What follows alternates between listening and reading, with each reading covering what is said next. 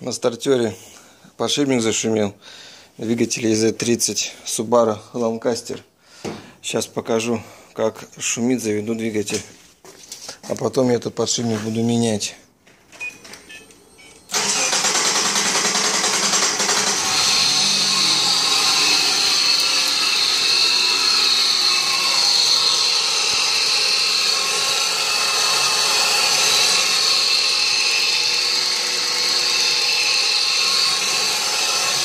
Слышите, да, как жужжит?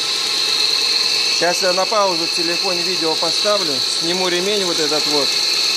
То есть у нас этот ремень вращает все: гидрач, генератор и кондиционер. Больше он ничего не вращает. То есть я его сейчас снимаю и заведу, посмотрим, что будет, как будет двигатель работать, насколько будет тише. Так, для того, чтобы его снять, откручиваем вот этот вот обводной ролик, я его снял. И дальше вот снимаем ремень. Вот так вот сняли ремень. Ремню, наверное, года 2-1,5. И уже, начинает хреново себя чувствовать.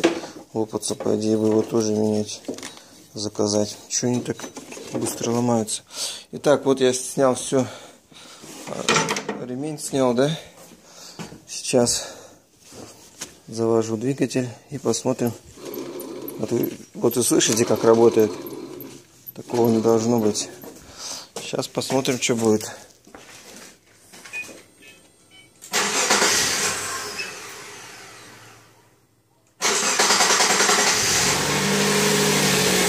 Вот абсолютная тишина. Вот этого уже нету шуршания. Геморрой. Я здесь уже менял подшипник. По-моему, НСК ставил. А вот на вот этом обводном ролике или так. Сейчас вам фишку спалю. Вот он. Вот смотрите, подшипник НТН. Вот это классное качество. Сейчас я вам. Вот этот подшипник, вот видите, НТН, да? Вот он у меня работает уже долго и не подвел. Я его, этот подшипник, сюда даже вварил на лазерную сварку. То есть его сейчас, если с ним что случится, то мне придется менять полностью, покупать, наверное, на разборе вот эту запчасть. Вот, новая дорого стоит. Но он работает уже долго, вот этот подшипник НТН. До этого ставил НСК подшипник. А сегодня купил подшипник другой. Сейчас расскажу.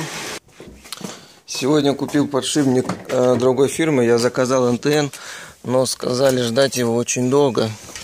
10 дней. Вот, фирма Коя. Говорят, они поставляют эти Коя оригинальные запчасти на машину. То есть, типа, качество должно быть хорошее. Вот, будем ставить подшипник. Здесь сейчас вам скажу, если кому надо, интересное название.